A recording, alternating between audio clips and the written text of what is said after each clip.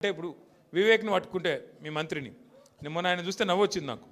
ఆయన తిరుగుతూ ఉన్నాడు, మహిళలు అడ్డం వచ్చిర్రు. ఏమాయి సారు 2 నెలలకెళ్ళి రోడ్ లేదు, మన్ను లేదు, ఏం చెప్తున్నావు అన్నారు. గవర్నమెంట్ అడుకోపో అంటుండు. నువ్వేరా గవర్నమెంట్ నాయనా, నువ్వే మంత్రివి, నువ్వే గవర్నమెంట్ మర్చిపోయి నువ్వు అంటే. ఇంకా కేసీఆర్ ముఖ్యమంత్రి ఉన్నాడు, ఇంకా సుమనే ఎమ్మెల్యే ఉన్నాడు, వాళ్ళని అడుకోపోరు అన్నట్టున్నది. ఏం చెప్పాలి మళ్ళీ వీళ్ళతో కొట్లాడాలి మనం, మన కర్మ. బాధ ఏంటంటే మీరు చూడరు, ముఖ్యమంత్రి గారు కూడా నిన్న మాట్లాడుతుండే ఎక్కడో మాట్లాడుకుంటా, ఇదివరకు మంత్రులు ఉన్న వాళ్ళు పొంకనాలు కొట్టిండ్రు, వేదిక మీద ఉన్నారు అంటుండు. అంటే ఒక విచిత్రమైన పరిస్థితి రాష్ట్రంలో ఉన్నది.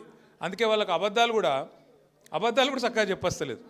ముఖ్యమంత్రి గారు ఆయనకు పరిపాలన చేతనైతలేదు, పాపం నడుపస్తలేదు. ఆయన బాధ వర్ణనాతీతంగా ఉంది. ఆయన ఎవడు గుర్తుపడతలేడు ముఖ్యమంత్రిగా. ఇంకా పెద్ద బాధ ఏమిటిదంటే పేర్లు మర్చిపోతారు. మర్చిపోతే ఆయన కోపం వస్తుంది, జైల్లో పెడతాడు. పేర్లు మర్చిపోతే జైల్లో పెడతాడు.